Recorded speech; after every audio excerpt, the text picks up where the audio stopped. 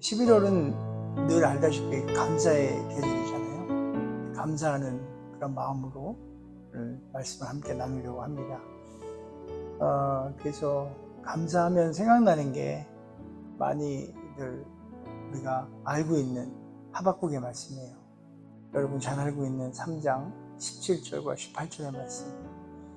비록 무화과나무가 무성치 못하며 포도나무에 열매가 없으며 감람나무에 소출이 없으며 밭에 식물이 없으며 우리의 양이 없으며 외양간 소가 없을지라도 나는 여호와를 인하여 즐거워하며 나의 구원의 하나님을 인하여 기뻐하리로다. 아멘. 아멘. 늘 또 감사의 계절 하면 여러 가지 이야기들이 많이 있어요. 우리가 다음 주면은 우리가 뭐죠? 추수감사주일. 다음 주가 추수감사주일. 그래서인지 조금 감사에 대해서 더 돌이키게 되고 또 생각을 좀 많이 해보게 됩니다.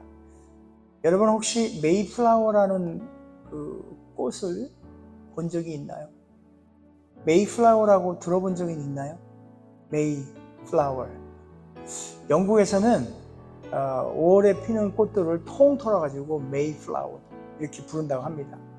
특별히 메이플라워라는 사실은 그런 식물이 따로 있어요. 우리말로는 들어봤는지 모르겠지만 산사나무라고 해요. 산사나무. 나물이 아니고 나무입니다. 5월에 피기 때문에 특별히 이들이 메이플라워라고, 메이가 여름이 5월이잖아요. 메이플라워라고 합니다. 메이플라워 꽃이 피기 전에는 여름 옷을 꺼내지도 말아라 하고 이게 서양 속담이 있다고 해요. 5월이라는 그걸 경계로 해서 아마 이 기후의 변화도 있고 그런데 그만큼 어떤 계절을 표시하기도 하고 또 그만큼 어떤 삶의 어떤 기준을 삼고 있는 게 5월. 그래서 그 아주 그냥 메이플라워, 5월에 피는 그 꽃들이나 나무들이나 뭐 이런 것들이 아주 보편적으로 잘 알려진 5월의 대표적인 그 영국이나 유럽 지역의 보편적인 식물입니다. 꽃이 피고 또 그 꽃이 지면은 열매가 이렇게 열린다고 해요. 약간 베리 종류의 열매라고 합니다. 봄에는 흰 꽃, 하얀 꽃을 피우고 가을이 되면은 우리가 얘기하는 산사라는 그 열매를 맺는 등 이렇게 사계절 내내 꽃과 잎을 내고 열매를 내고 이런 신선하고 또 기분 좋고 뭔가 우리에게 뭔가를 주는 아주 즐거운 열매 나무인 것 같아요. 그런데 이런 산사나무, 메이플라워 산사나무는 그렇게 유익함도 있고 예쁘기도 하지만 이 가지에는 아주 날카로운 이 가시가 달려 있어요. 그래서 어떤 사람들은 예수 그리스도가 가시면류관을 이렇게 쓰잖아요. 그 가시면류관이 이 나무 가지를 꺾어서 만들었다라고 추측하기도 해요.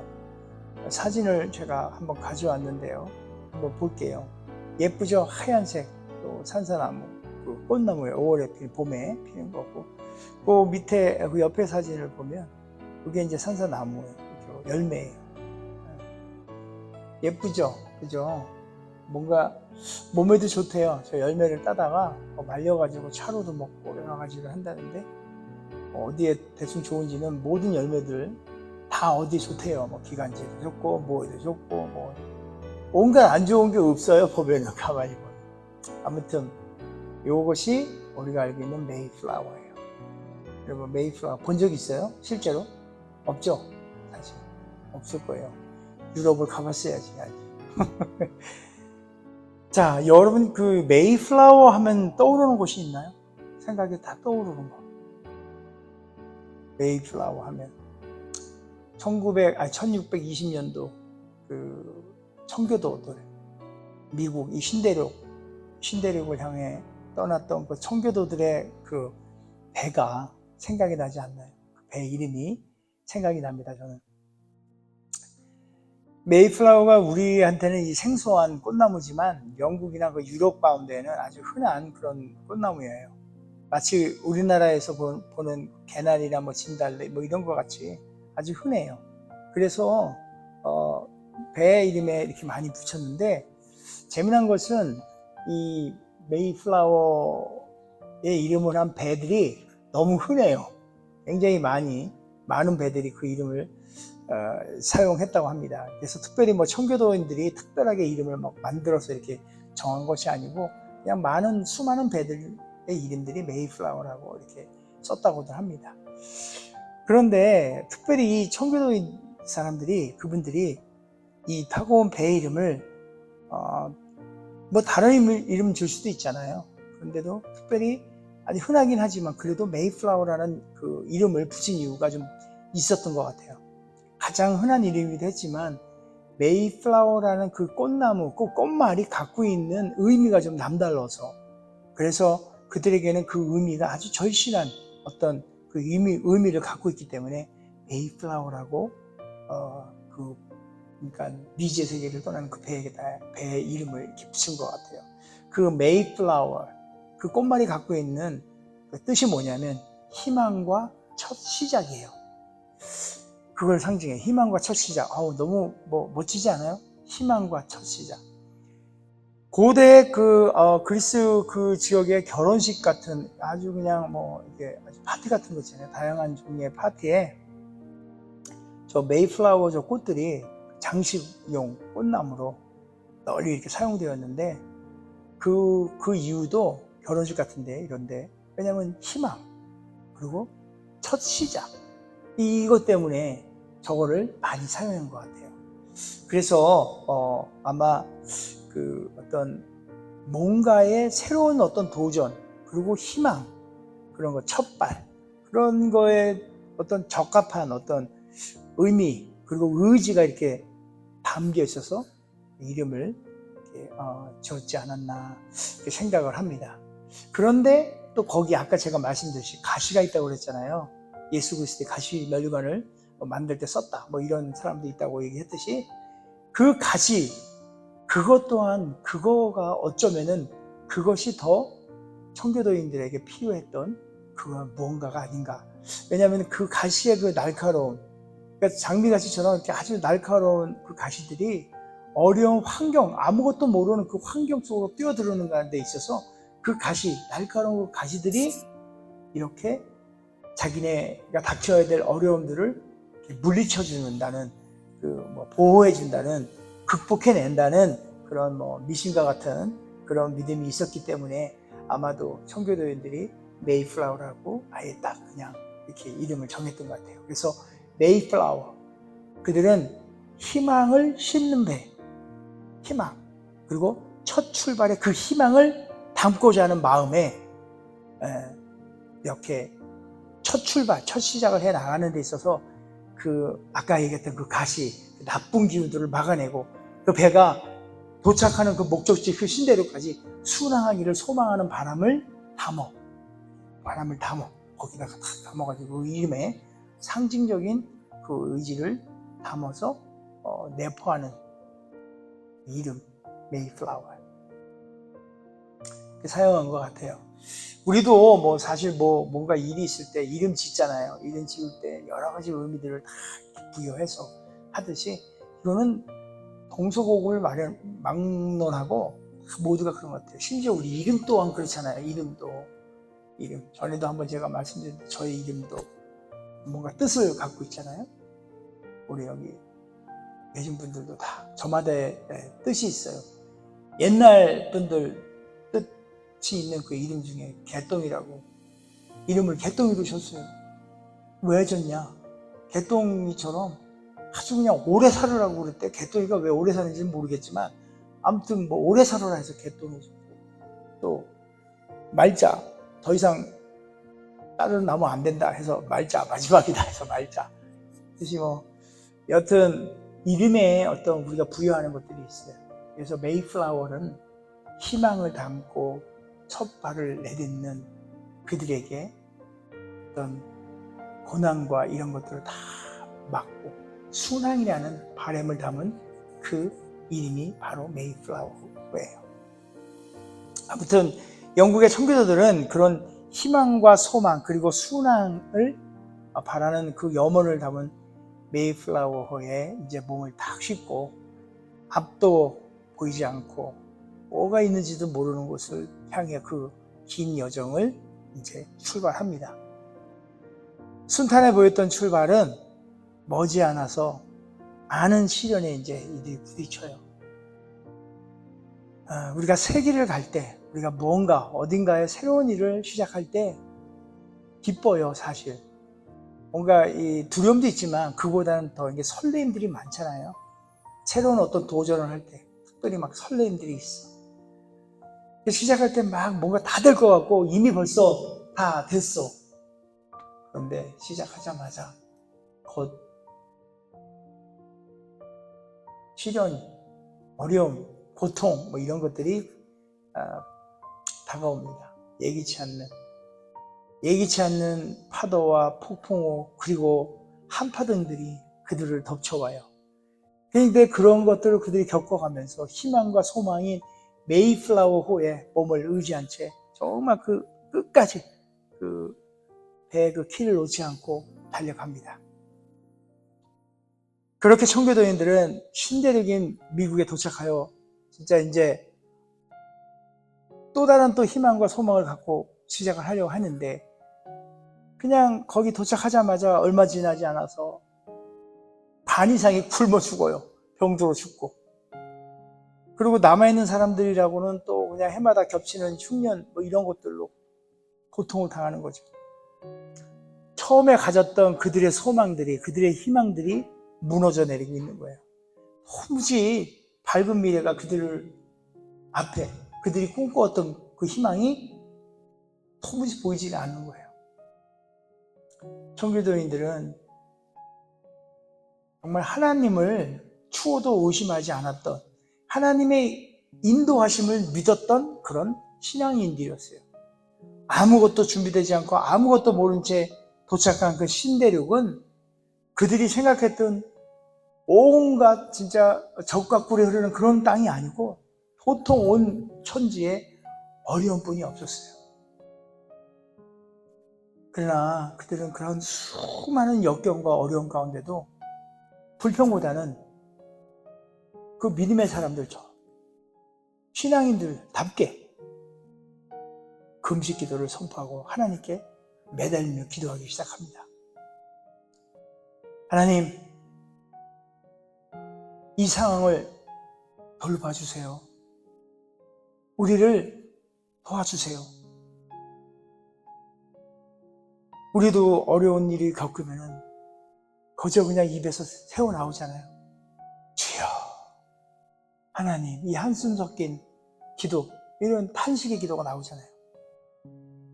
그렇게 이 청교도들도 금식을 이제 선포하면서, 금식을 다 선포하면서 하나님께 기도하며 참고 인내하며 그들의 그 개척의 그 여정의 삶을 이어가고 있습니다. 그럼에도 불구하고 계속적으로 어려운 일들이 다가와요. 자꾸. 그렇게 어렵게 인내하며 그 일들을 헤쳐나가며 하나님 앞에 금식하며 기도하고 나갈 때에 어느 날 또 한 번의 큰 시련이 그들에게 닥쳐와요. 또다시 어려움의 형편에 또 이렇게 놓이게 되니까 그들은 더 간절히 금식으로 하나님께 매달려야 된다고 생각을 합니다. 그래서 모두가 어려운 시련을 함께 극복하기 위해서 이제 한 자리에 참 모여요. 금식 기도에 대해서 논하는 거예요. 오늘은 영철이네가 금식하고 다음에는 영숙이네 뭐 이렇게 그런 식으로. 지난번에 우리 이틀 금식했으니까 이번에는 일주일 갑시다. 이런 그런 어떤 이제 제의를 하기 위해서 의논을 하기 위해서 모였어요. 그런데 어떤 한 사람이 그 중에 한 사람이 제안을 합니다. 참 놀라운 은혜가 있는 이 일이 벌어졌어요. 어떤 제안을 하냐면, 여러분, 지금까지 우리는 금식하면서 하나님께 도와주시기를 간절히 기도했어요. 그러나 이제 우리가 좀 생각을 좀 달리 해야 될 것 같아요. 비록 우리의 농사가 흉년이 들고 우리의 옆에 있는 형제자매들이 병으로 쓰러지고 어려움을 겪고 정말 우리가 보기에는 아무것도 없고 감사할 것이 하나도 없다고 생각이 듭니다. 그러나 식량이 부족치 않고 여건이 우리가 떠난 그 유럽보다는 영국 그것보다는 편안하지 않지만 익숙하지 않아서 편안하지 않지만 우리에게는 신앙의 자유가 있고 정치의 자유가 있어요. 그리고 우리 앞에 펼쳐진 저 광대한 저 대지가 열려 있고요. 그래서 우리가 이것을 금식 대신 지금 우리에게 주어진 이 모든 여건들, 너무나 감사할 여건들이 많은데 먼저 우리가 하나님 앞에 감사드리는 게 어떻겠냐고 한 농부가 제안을 합니다. 그래서 이 말을 들은 많은 사람들이 그 농부의 말에 좀 감동이 오는 것 같아요. 그래서 그들이 진정한 어떤 기도의 의미를 한 사람의 그 감사에 대한 제안의 말을 통해서 그들은 진정한 의미의 그 기도의 의미를 알게 되는 거예요. 그래서 그들이 반드시 필요한 것이 바로 금식의 기도가 아니고 감사의 기도가 그들에게 필요하다는 것을 그들이 깨닫게 됩니다. 그래서 그들은 다 같이 누구나 할 거 없이 금식의 그 기도 그 기간을 이제 선포하는 것이 아니라 그걸 선포하는 것이 아닙니다. 감사 기간으로 우리가 선포합니다. 그 전에 했던 그 금식, 뭐 이틀 금식이냐, 뭐 이렇게 했던 그거 대신해서 감사의 주간으로 선포해버려요. 그래서 현재의 감사해야 될 것을 보고 감사합니다. 사실 제가 이 이야기를 들으면서 어떤 생각을 들었냐면요. 금식 기도. 우리가 드리고 있는 그 금식 기도. 참 대단하죠, 그죠? 밥 안 먹으면 죽어요, 우리 진짜 배고파서. 한 끼도 안 먹고, 뭐, 한 끼만 안 먹어도 뭐, 담 떨어지네, 뭐 하매, 뭐, 뱅글뱅글, 뭐 이러잖아요. 그 금식 기도가 굉장히 간절해 보이잖아요. 우리의 생각에. 왜냐면은, 우리 애들 키워서 알지만, 애가 자기가 갖고 싶은 거 있으면은 애들이 그래요. 밥도 안 먹고, 아무것도 안 해. 그러니까 금식하는 거 걔들은 부모 아프게 하려고, 마음 아프게 하면 이제 해준다고 생각하니까. 그러니까 우리가 그런 걸 알고 하나님 앞에 그렇게 금식 기도를 하는 거예요. 그러면 제가 그걸 바꿔서 조금 불편하지만 제가 어떤 말을 하고 싶으냐면요. 그 금식 기도는 그냥 하나님한테 그저 달라는 거 아니에요. 더 달라고. 조금만 더. 그러니까 우리의 요구가 담긴 게 아니냐는 거예요. 현재 어렵고 힘든 이런 환경에서 좀 벗어나게 해주세요. 칭얼칭얼. 응? 요구를 담아서 하나님께 그냥 투정하는 게 아니냐. 마치 아이들이 투정 부르듯이. 어쩌면 우리가 금식하지 않고 그냥 기도하는 것들조차도 뭔가를 자꾸 하나님께 요구하고 있는 건 아닌지 한번 우리가 생각해 볼 필요가 있어요. 조금만 더 주세요, 주님. 조금만 더 주시면 제가 이렇게 할게요. 이것만 해주시면 이렇게 할게요. 응? 이번 일만 잘 되게 해주면 참 하나님 제가 섭섭하지 않게 해드릴게요. 이게 뭐예요? 하나님하고 딜하는 거예요? 서로가? 하나님 뭐가 부족해서, 그죠? 그래서 조금 불편한 얘기지만 그게 금식 기도이든 무슨 강구의 기도이든 간에 만약에 그 마음 가운데 하나님과 딜을 하려는 마음이 있다면 그것은 옳지 않다고 생각이 듭니다. 그래서 청교도인들은 더 이상 하나님께 달라고 하지 않고 오히려 지금의 모든 환경들 또 후에 주실 것까지 훗날 주실 것까지 감사하며 하나님께 영광 올리기로 작정을 한 거예요. 원주민들과 함께 그나마 그들이 갖고 있었던 것들을 나누고 감사합니다. 바로 그렇게 감사함을 나눈 그 시작이 바로 추수감사절의 시작이 된 거죠. 추수감사절을 내가 추수해서 거둬들인 거에 대한 감사하기보다는 지금의 상황이나 환경이 어렵고 힘들어도 정말 딱 죽고 싶다는 생각이 들 때, 그런 생각마저 들 때에도 먼저 감사함을 잊지 말자. 그 취지가 아마 이 추수감사절의 진정한 취지가 아닌가 이런 생각을 해봅니다. 저 여러분 지금 감사의 계절에 진짜 추수감사절을 맞이하고 있어요.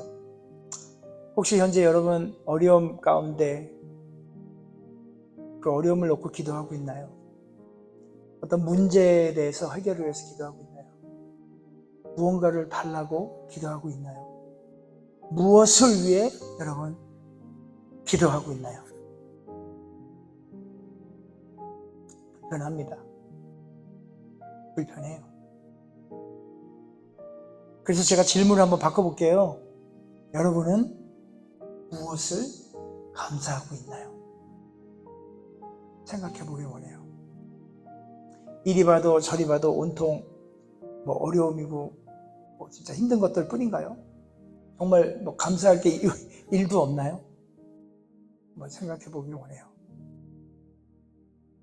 사실 조금만 생각해도요, 온통 감사할 것 뿐이에요. 가장 쉬운 걸로 그래요. 지금 당장 우리 스스로에게 숨 쉬는 거요. 숨 쉬는 것 자체가 감사한 일 아니에요? 숨 쉬는 거 마저도 감사한 일 아닌가요? 제일 흔하고 돈 한 푼 안 들고 아무런 노력 없어도 자동으로 이 숨 쉬는 이 숨.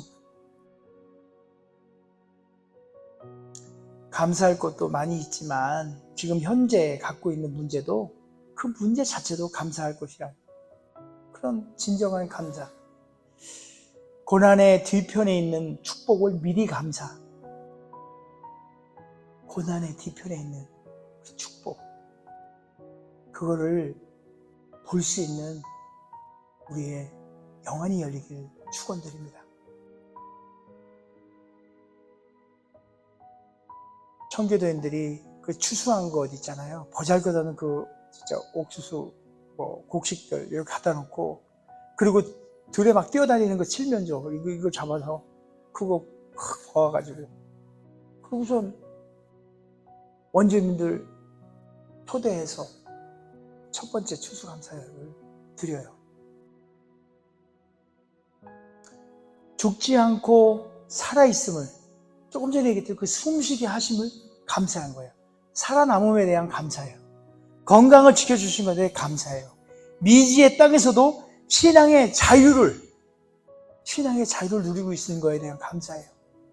역경 속에서 황무지에다가 씨를 뿌렸는데 추수하게 하신 그 하나님의 은혜에 대한 감사였던 거예요.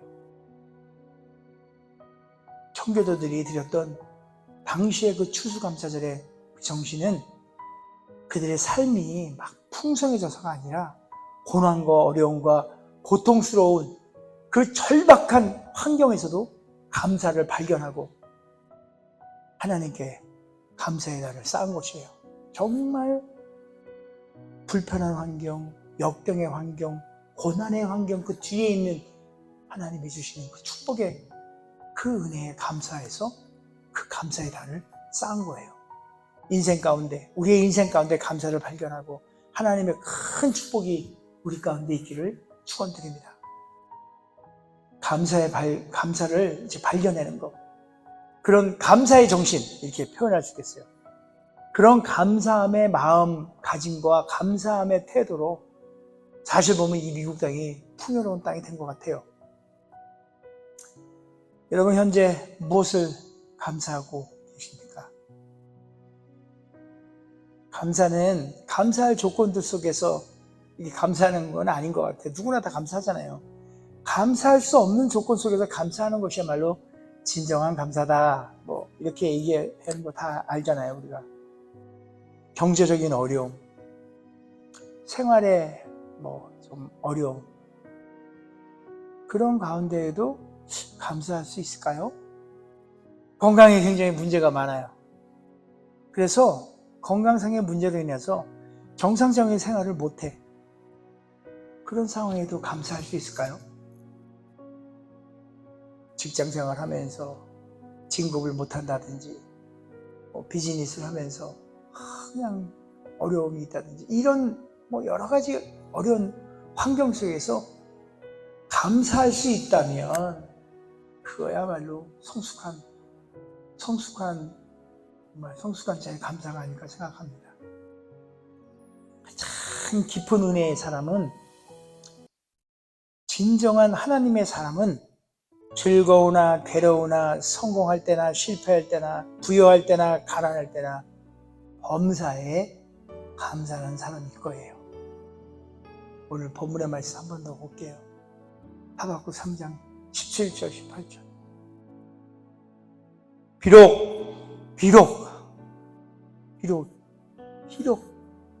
무화과 나무가 무성치 못하고 포도나무에 열매가 없고 감람나무에 소출이 없고 외양간에 소가 없다 하더라도 여호와를 인하여 즐거워하며 나의 구원의 하나님을 인하여 기뻐하리로다. 이 하박국 선지자의 고백이 우리의 고백이 되었으면 좋겠어요. 보세요. 무화과나무, 포도나무, 감람나무, 또 내가 이 모든 것들이 내가 일하는 것들이에요. 내가 뭔가 그 프로덕티비티, 내가 뭔가 만들어내고 막 하는 어떤 일을 하고 비즈니스가 될 수 있고요, 직장이 될 수 있고요, 내가 하고 있는 일들이 될 수 있어요. 작은 일이라도 이런 모든 일들에 아무런 열매가 없어요. 그리고 내가 쌓아놓은 뱅크 안에, 외양간에 머니가 없어, 소가 없어, 돈도 없고 이제 뭐 그런 게 다 없다 하더라도 여호와 하나님, 나를 구원하신 그 여호와 하나님으로, 그 한 분만으로, 주님 한 분 때문에 나는 감사합니다. 나는 그걸로 나는 기뻐합니다. 라는 이 고백인 거예요. 참 하나님, 아니 참으로 하나님을 참으로 발견한 사람은 세상 것이 다 떠나가더라도 주님 한 분만 안 떠나가고 내 곁에 있다면 그거 감사할 수밖에 없고 기뻐할 수 없는 거예요. 세상에 바라던 모든 것들이 없어진다 하더라도 한 분, 오직 그분만 내게 있다면 감사할 수 있는 것입니다. 어찌 보면 세상에 가장 불행한 삶은요, 감사가 없는 삶일 거예요. 왜냐하면 늘 불평하잖아요. 어렵다고만 하고 그냥 쭈구리망탕, 에이구, 불행하죠. 그래서 어찌 보면 제일 복된 삶은 물질의 풍요 이런 거 제일 풍요한 삶, 제일 복된 삶은 뭐든지 범사에 감사하는 삶, 그런 삶일 거예요. 그렇게 범사에 감사하는 삶을 사는 그 삶은 하나님을 영화롭게 할 거예요. 그런 하나님을 영화롭게 하는 그 복된 삶, 범사에 감사하는 삶이 저와 여러분의 삶이 되었으면 좋겠습니다. 이제 감사의 계절에 우리가 드리는 이 모든 날마다 순간순간마다의 그 예배가 감사의 예배가 되었어요. 지나가면서 뭐가 벌어져도 감사, 뭐가 강해도 감사, 이리 봐도 감사, 저리 봐도 감사, 온통 감사. 그래서 우리의 삶, 우리의 라이프가 정말 joyful life, 그런 삶이 되었으면 좋겠어요. 다시 한번 범사에 감사하는 삶, joyful life가 되어지는 그런 삶 한번 마음속으로 다짐하고요. 감사의 신앙을 회복하여서 우리 모두가 주님의 영광을 드러내는 그런 우리 모두가 되었으면 좋겠습니다.